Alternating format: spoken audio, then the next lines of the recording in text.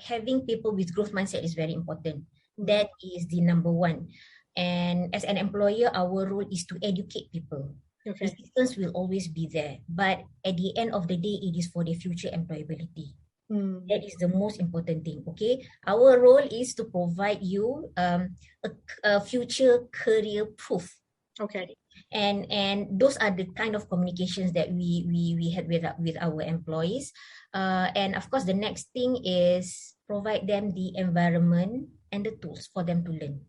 Okay. Do they get incentivized, Safinas, if you see they are really, they're accepting of the change? Are there incentives built in as well for that? Of course. They I always believe in intrinsic motivation. Okay. Not necessarily everything you must give extrinsic motivation. First of all is intrinsic motivations. And of course, when people enhance in capacity and capability, that will also result in advancement in their career progressions.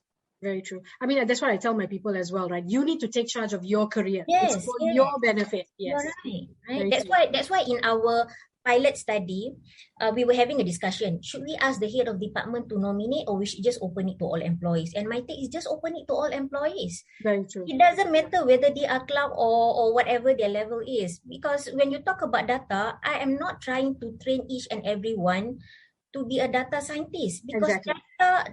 Data, it is no longer a luxury skill set, it has become a norm, and it is part and parcel of embedding this skill set in our processes, whether it is in decision makings or improving efficiency. Data is, to me, is a basic fundamental. Agree.